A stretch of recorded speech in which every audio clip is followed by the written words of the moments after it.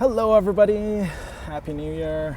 I am sure you are doing some sort of, or you have been doing some sort of resolution planning for the new year, and that's great. I wanted to encourage you to add some sort of wellness activity or some sort of meditation biohacking into your New Year's resolution. It's important to give yourself time and space more than anything to build those mental fitness muscles. Yes, it's like building muscles and it requires practice.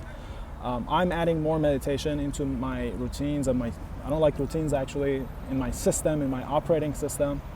And I would like you to encourage you to do that. And I know some of you that I've talked to and worked with, in the beginning you find it very difficult to concentrate on anything, whether it's a sound, mantra, or your breath.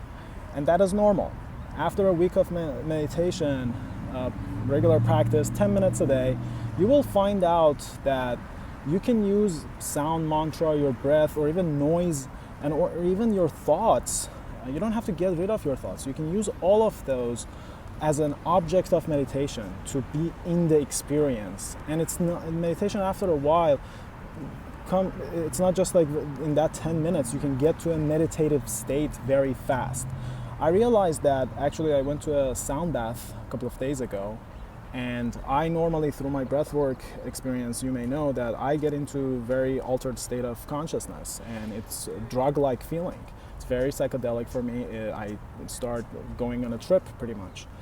And it was interesting, 7 minutes into the sound bath, I had similar experiences. I was going through some emotions. I was going through a journey of resolution and almost like a whole therapy session, pretty much, because every breathwork session is like a therapy session to me. But sound bath, that didn't involve any work. I was just laying down there and listening to all these instruments and to the instructor, working her way around these vibrations and the beautiful meditative sounds. And so what I found out is that I have built through breathwork those meditative muscles, that mental fitness. So in pretty much, if I give myself time and space in anywhere and in any situation, I can get to that state of meditation very fast and easy. So I would like to encourage you that not to give up. I recommend, I know like there are a ton of apps out there, a ton of YouTube videos and things like that. You have to find the one that works best for you, but my recommendation is to go through Waking Up app, Waking Up by Sam Harris. And in his app, he actually has a pretty much like in the beginning, almost like a course. Like every day he focuses on some aspect of this whole non-duality of mindfulness, which what it means is when you are by a river, you may observe as a subject all the things that are happening, the flow of the river, the people, the birds. But the whole point of meditation and meditative state is that this is all, the whole experience is one. You are the river. And for me, it took a long time to understand what I just said. This is something that you have to experience it yourself. You have to understand it yourself, and you will get extreme benefits out of it for your calm, for your sleep, for your interactions with colleagues at work, with your kids, with anyone, and more importantly, with yourself, to understand yourself better, to go into some self-discovery journeys, which is the most enjoyable part of all the wellness activities that I do.